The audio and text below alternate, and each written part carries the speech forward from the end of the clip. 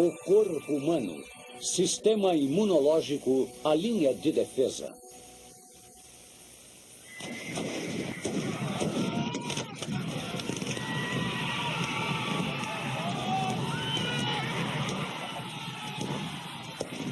Esta batalha é o mais perto que Graham chegará de uma guerra de verdade, mas ainda assim esse pacato cidadão pode ser considerado um herói.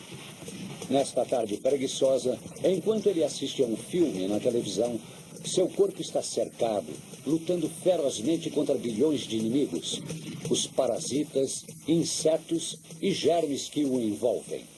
O corpo humano desenvolveu suas próprias linhas de defesa, um exército microscópico de células com funções especiais.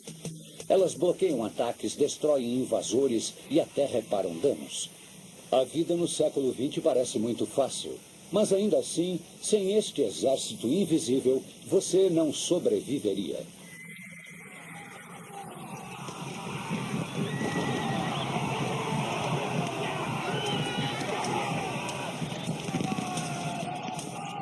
As lanças são apenas parte desse mundo de sonhos, mas cortes e feridas são fatos da vida cotidiana. A pele é a primeira linha de defesa que você tem.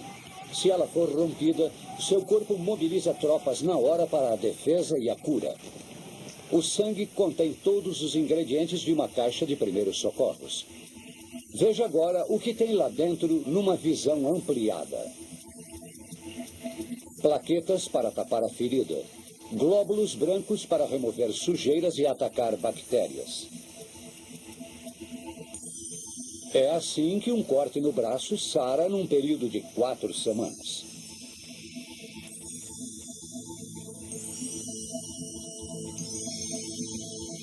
Todos morreríamos muito cedo se não existisse este conserto rápido e eficaz. O quartel-general fica nos ossos. Aqui é onde o corpo produz sua brigada de defesa.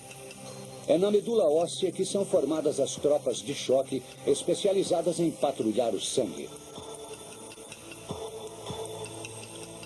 Os primeiros a entrar em combate são esses pequenos fragmentos de células chamados plaquetas. Elas se movimentam pelos vasos sanguíneos para tapar a ferida. Se não fossem elas, você sangraria exageradamente com um simples arranhão. Em cima à direita você vê um aglomerado de glóbulos vermelhos formando um coágulo. Eles estão presos a uma microscópica rede de fibras que se formam quando um vaso sanguíneo é cortado. O coágulo interrompe o sangramento e impede a entrada de germes. Os glóbulos brancos no sangue já foram convocados. Agora eles se movem para a frente de batalha. Células especiais chamadas mastócitos liberam uma substância química chamada histamina. A histamina dilata os vasos sanguíneos em volta do corte e os deixa mais permeáveis.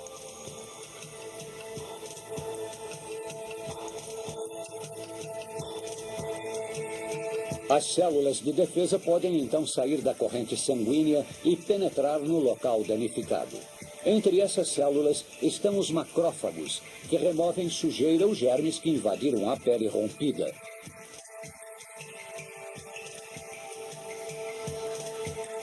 Aqui o defensor engole literalmente seu inimigo. Estas células e os resíduos dessa luta aparecem do lado de fora da ferida na forma de pus. O pus deixa o corte bem feio, mas é um sinal de que o exército de defesa está em ação. A casca na superfície da ferida também é importante.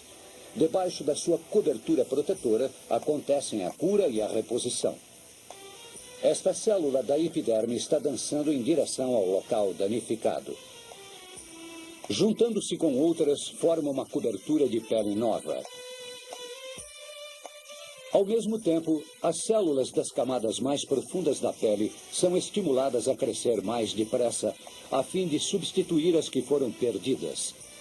Esse amontoado de células logo vai se aplainar, formando uma nova camada de pele.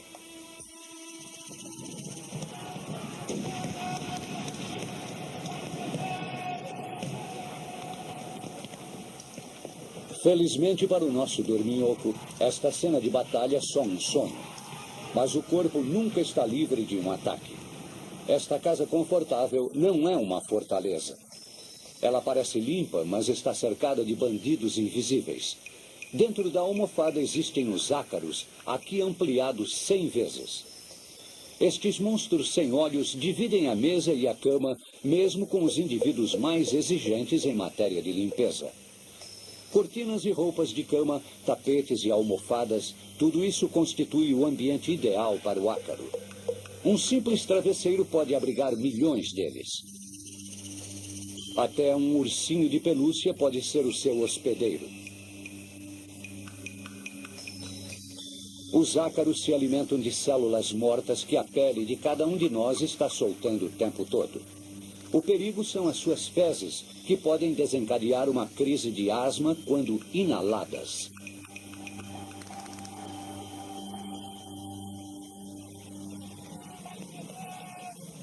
As casas pouco arejadas favorecem os ácaros. As suas fezes flutuam no ar no meio da poeira, entrando pelo nariz de Graham toda vez que ele respira. Ele não sabe o risco que está correndo.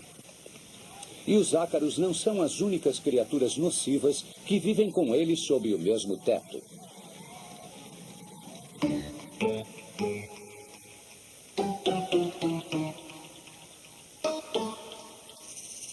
Na madeira e no estofado desta antiga cadeira podem estar escondidos percevejos.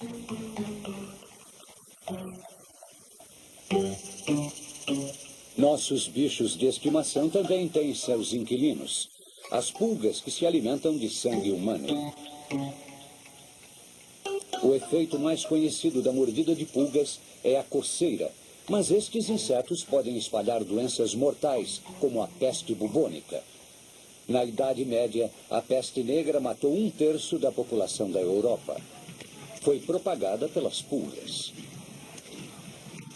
Mesmo o mais aciado dos humanos serve de abrigo para criaturas nocivas.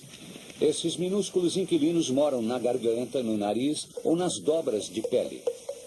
Este é um ácaro humano enormemente ampliado, e na ponta deste bigode, outro ácaro passeando tranquilamente através dos pelos. No calor da cozinha de Graham, milhões de seres ainda menores também estão à procura de casa e comida.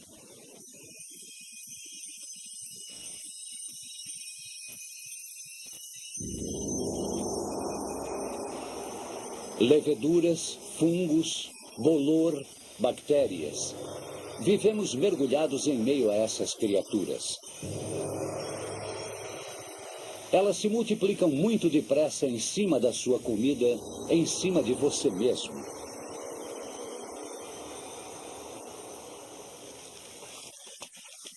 Graham pode se refrescar com um banho, mas ele não fica livre dos germes. O sabonete e a água removem o pó e a sujeira. Mas, por mais que ele esfregue o corpo, ainda ficarão bilhões de leveduras e bactérias, moradores permanentes da pele humana. Esta imagem fantasmagórica mostra as colônias de bactérias que sobrevivem em sua mão, mesmo depois que você esfrega com força.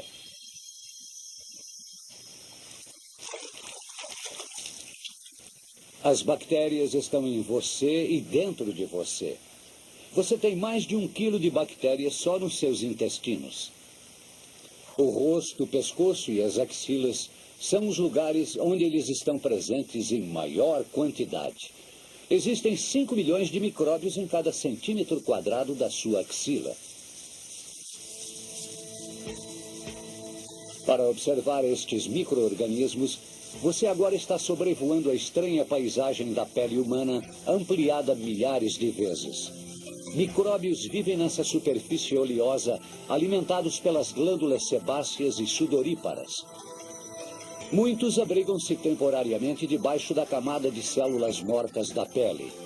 Aqui, as bactérias até desfrutam de uma lanchonete. Elas se alojam em cada fissura, mesmo nas concavidades das impressões digitais.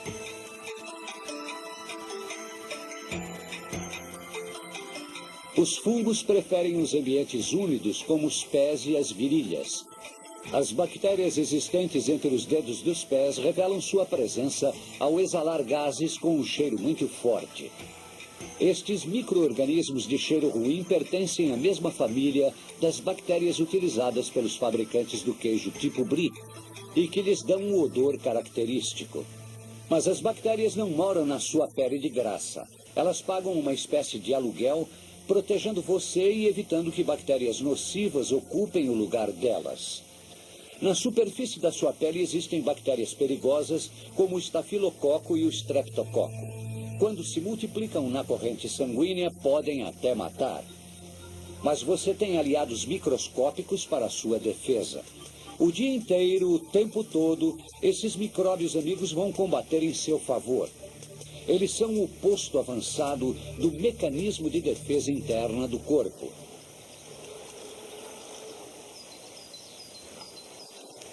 Graham, sem saber, agora está testando suas próprias defesas. Deixando para trás as más companhias que compartilham com ele o mesmo lar, ele sai para dar uma volta de bicicleta.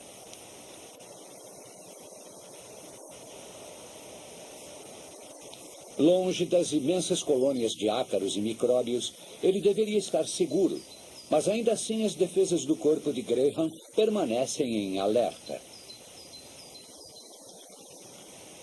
A primeira linha de defesa de Graham é sua pele, um abrigo resistente e impermeável. Continuamente a camada externa da pele está se desfazendo em escamas, eliminando bactérias e sujeira. Para você viver, é preciso que essa armadura de pele tenha alguns buracos. É por eles que você consegue ver e ouvir, comer e respirar. Cada um desses orifícios tem a sua própria proteção. Pelos nos ouvidos evitam a entrada de sujeira. A cera tem um efeito protetor contra os micróbios. As lágrimas contêm um antisséptico muito poderoso. É muito raro alguém ter uma infecção no olho. O nariz é um lugar especialmente delicado. Os pelos nas narinas apanham alguns invasores. E nas passagens nasais, o muco imobiliza os bichinhos que conseguirem entrar.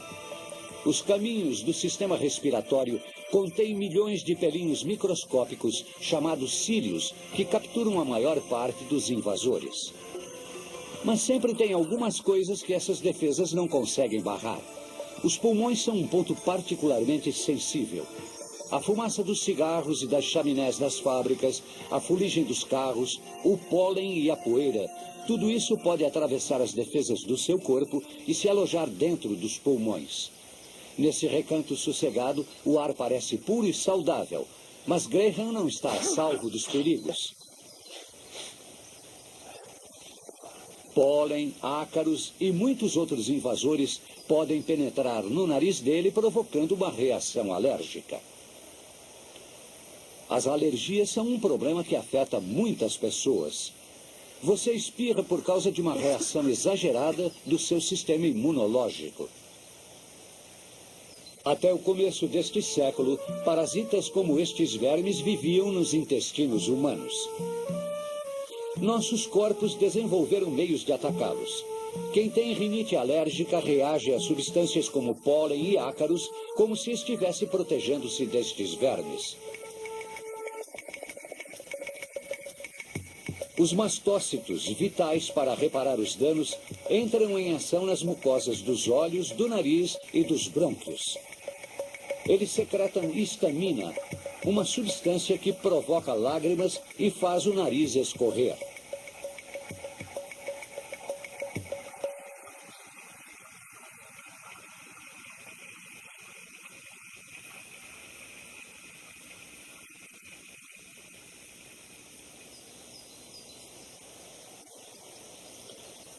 As defesas exteriores de Graham não são invencíveis. Sua pele é resistente, mas pode sofrer danos. Sem o sol não haveria vida na Terra. Por mais amigos que sejam os raios ultravioleta, eles também queimam e envelhecem a pele. Esses raios podem causar câncer de pele, uma doença grave que vem aumentando bastante.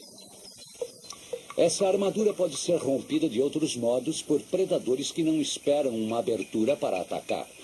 insetos sanguessugas espalham doenças. Injetam parasitas na corrente sanguínea que colonizam o fígado, os rins e o cérebro. A malária é uma doença que faz milhares de vítimas nos países tropicais.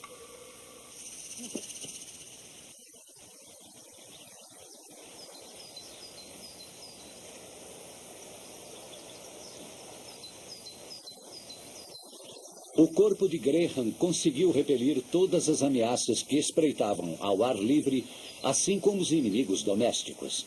Ele nem sabia o perigo que estava correndo. Estava dormindo tranquilamente. Foram necessários 2 milhões de anos de evolução para que o corpo de Graham pudesse sobreviver ao impacto de um tombo de uma bicicleta ou até mesmo a um corte na hora de se barbear. No final da tarde, Graham se encontra com os amigos para um drink. Ele é um frequentador assíduo do bar.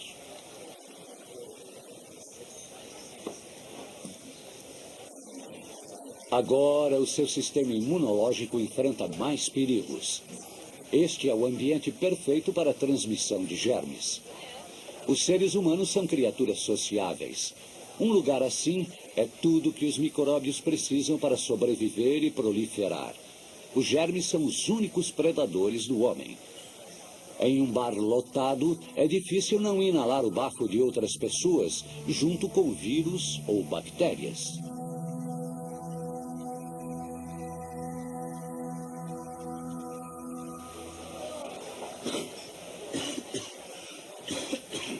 Tim está resfriado.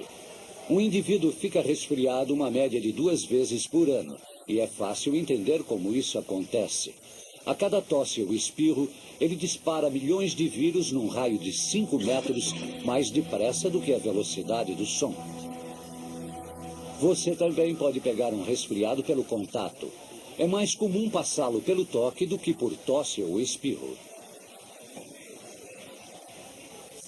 Todo mundo está cheio de bactérias sobre a pele. Essas bactérias são transferidas para outras pessoas, junto com as células mortas da pele, que se desprendem o tempo todo.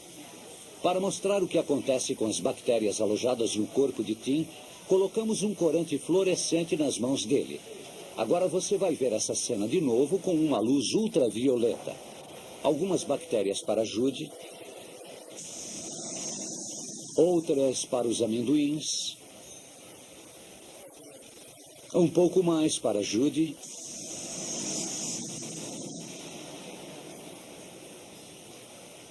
e mais algumas para a garçonete.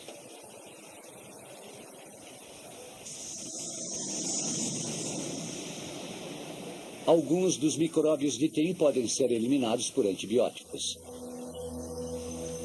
Bactérias como esta literalmente explodem. Mas antibióticos não atingem os vírus que causam, por exemplo, pólio, AIDS, hepatite. Essas doenças fazem estragos terríveis. Em 1919, a gripe espanhola matou mais do que a Primeira Guerra Mundial. Este é um retrato computadorizado de um vírus do resfriado. É uma das formas de vida mais primitivas. Os vírus não sobrevivem muito tempo fora das células porque não conseguem se reproduzir sozinhos. Aqui você vê um vírus invadindo uma célula humana. Uma vez lá dentro, ele ataca o mecanismo de controle da célula e se aproveita dele para fazer milhares de cópias de si mesmo. A célula explode em muitos pedaços, cada um deles levando de carona pelo menos um vírus. Soltos dentro do corpo, os vírus logo invadem outras células e assim a infecção se espalha. Esta é uma célula em sua agonia final, infectada por um vírus da gripe. A célula se atrofia e morre.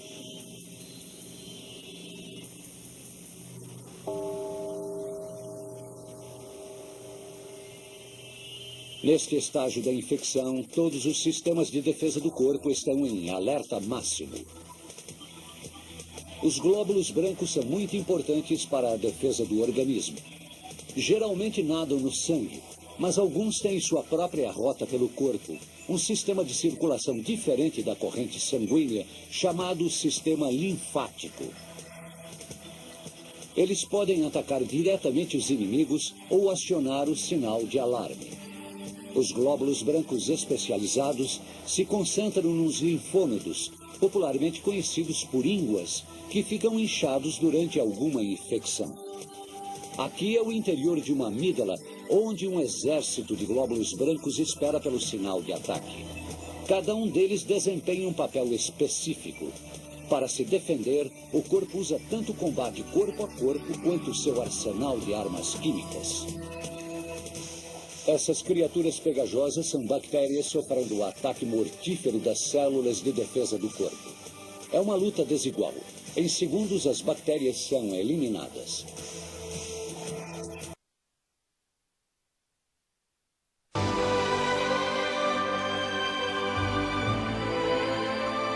Reader's Digest apresenta Maravilhas do Corpo Humano.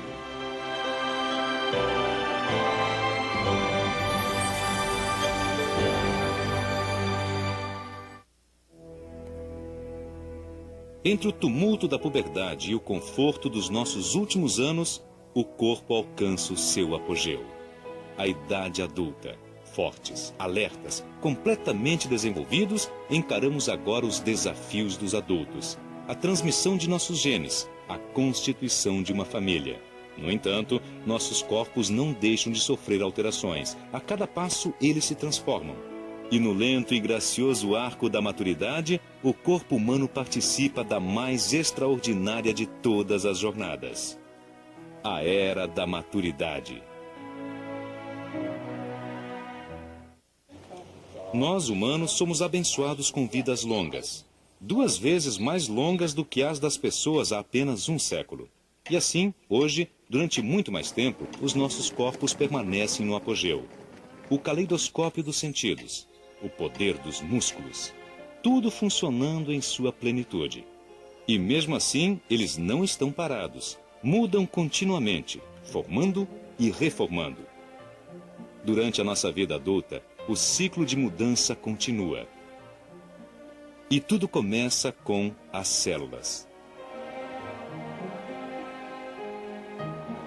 Os nossos corpos são formados por colônias organizadas de células. Na verdade, o que vemos ao olharmos para nós mesmos são grandes comunidades de células, trilhões delas.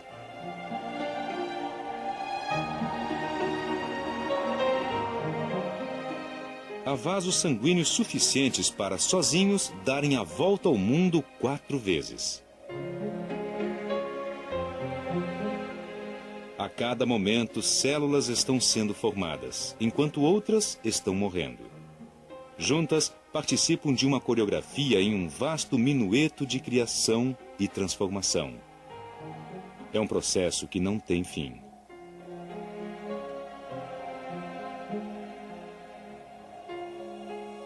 Até mesmo no feto, que se desenvolve rapidamente, determinadas células recebem, na verdade, sinais para se autodestruírem. À medida que a mão cresce, células devem ser eliminadas para que os dedos e as fendas entre eles sejam esculpidos, da mesma maneira que um escultor cinzela um bloco de pedra.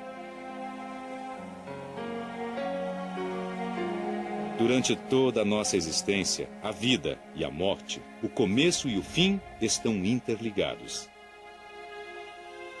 Na verdade, a cada hora, quase 1 bilhão de células no seu corpo morrem.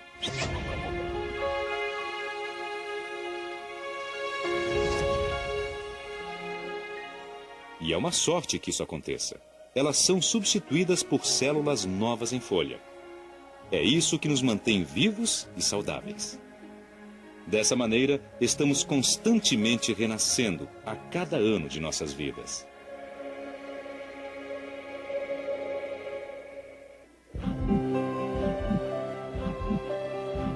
Para nós, um coração pulsando foi sempre algo mais do que um simples músculo. Ele é o próprio símbolo da vida. No início do século havia uma teoria popular sobre o envelhecimento que era centrada no coração.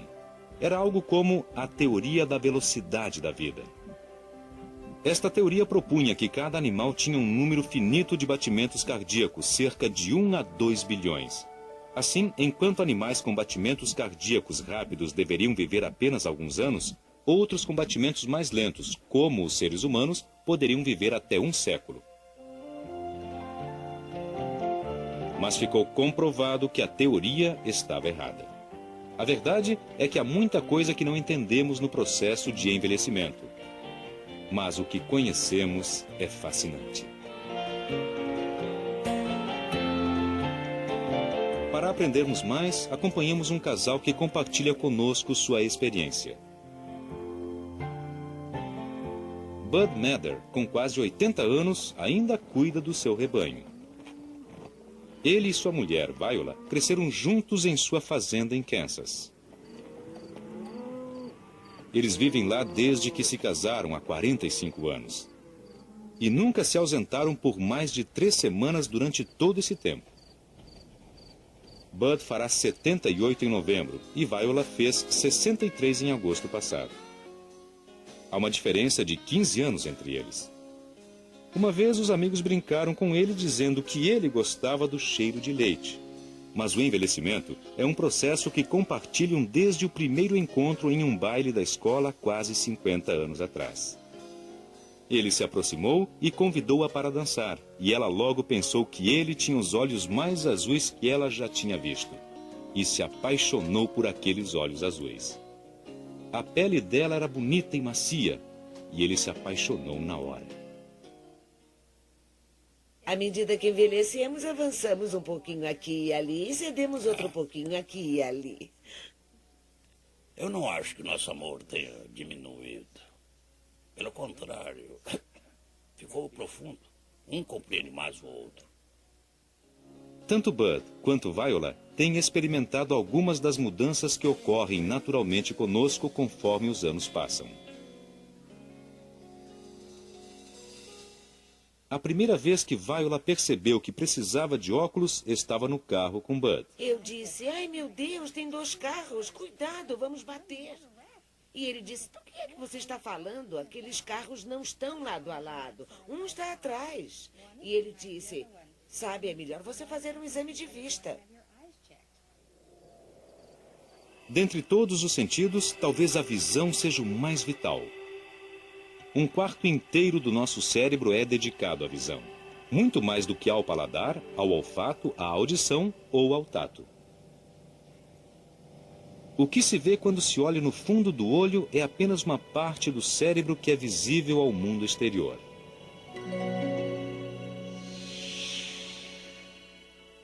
O nervo óptico, localizado atrás do olho, é uma extensão direta do cérebro. Seguindo ao longo do nervo óptico, passamos pelo cérebro. Aqui, atrás da cabeça, é onde chega a informação visual. Nossos olhos são apenas janelas. Na verdade, vemos com nosso cérebro. É difícil entender como a visão é complicada até o momento em que se tenta programar um computador para que veja. Depois de anos de tentativas e erros, os cientistas compreenderam que o olho é apenas o primeiro passo. O cérebro faz a maior parte do verdadeiro trabalho. Esses robôs são dotados de excelentes câmeras, mas falta-lhes o cérebro para que o que veem faça sentido. E isso pode ser um problema. Nos seres humanos, a visão é incrivelmente sofisticada. O mecanismo é bastante complicado.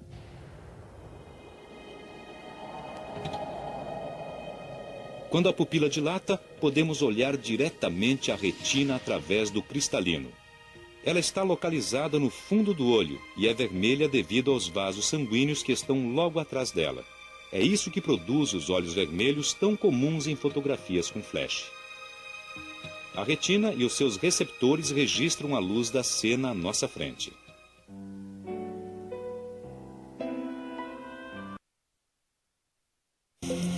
Super Interessante Coleções. O corpo humano.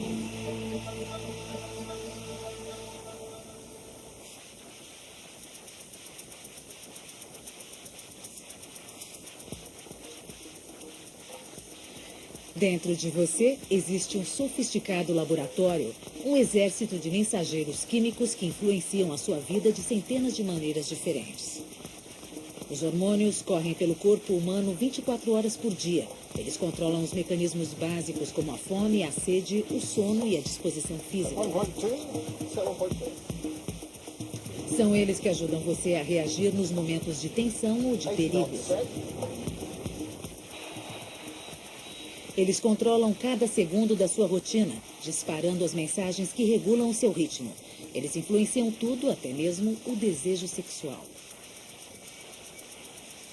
Conheça agora o relógio químico do seu organismo em Super Interessante Coleções. O corpo humano.